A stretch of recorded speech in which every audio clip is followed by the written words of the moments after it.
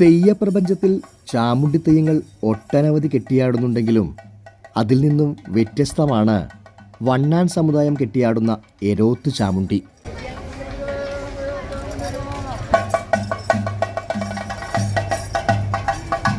കാളകാട്ടില്ലവുമായി ബന്ധപ്പെട്ട് കിടക്കുന്ന ഐതിഹ്യമാണ് എരോത്ത് ചാമുണ്ടിയുടേത്.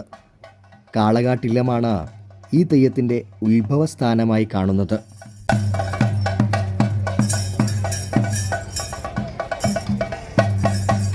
പണ്ട് കാളകാട്ടില്ലത്തെ ഹോമകുണ്ടത്തിൽ നിന്നും പൊന്നിൻ പഴുക്ക പോലെ പൊടിച്ചുയർന്ന ഉഗ്രമൂർത്തിയാണ് എരോത്ത് ചാമുണ്ടി.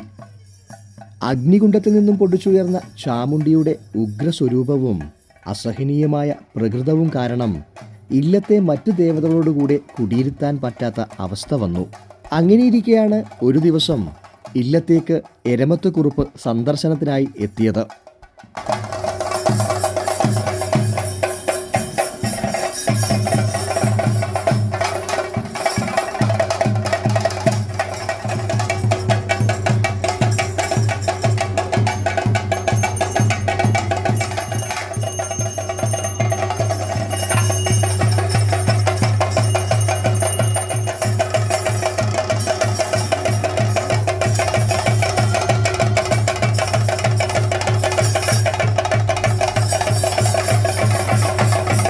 ഇല്ലത്ത് സന്ദർശനത്തിനായി എത്തിയ എരമത്ത് കുറുപ്പിന്റെ അടുക്കും ചിട്ടയും ആചാരവും കണ്ട് ചാമുണ്ടി കുറുപ്പിന്റെ കൂടെ എരമത്ത് തറവാട്ടിലേക്ക് എഴുന്നള്ളി.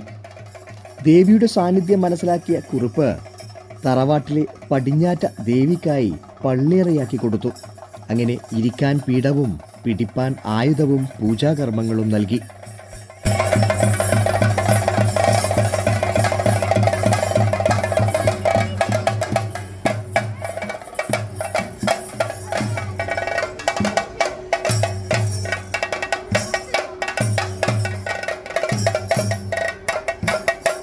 കാലാന്തരത്തിൽ കുറുപ്പിന്റെ തറവാട് എരമം ദേശം വിട്ട് നീലേശ്വരത്തേക്ക് പലായനം ചെയ്യപ്പെട്ടു. അങ്ങനെ ചാമുണ്ടിയും ഇനി ഇരുന്നുവാഴ്ച പോരാ നടന്നുവാഴ്ച വേണമെന്ന് കൽപ്പിച്ചു. അങ്ങനെ ചാമുണ്ടി പാറമ്മൽ ദുർഗാ ഭഗവതിയെ കണ്ട് തനിക്കിരിക്കാനായി സ്ഥാനം നൽകണമെന്നാവശ്യപ്പെട്ടു.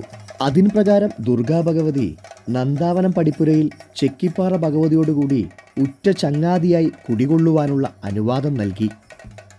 അങ്ങനെ നന്ദാവനം പടിപ്പുരയിൽ ചെക്കിപ്പാറ ഭഗവതിയുടെ കൂടെ ഒന്നു കിട്ടിയാൽ പാതി എന്നും രണ്ടു കിട്ടുകയിൽ ഒന്ന് എന്ന പ്രകാരത്തിങ്കൽ ഉറ്റ ചങ്ങാതിയായി നിലനിന്നു. അതുകൊണ്ടും മതിപോരാതെ ചെക്കിപ്പാറ ഭഗവതിക്ക് പ്രധാന സ്ഥാനമുള്ളയിടത്തെല്ലാം എരോത്ത് ചാമുണ്ടിക്കും പ്രധാന സ്ഥാനം നൽകി ആരാധിച്ചു പോരുന്നു.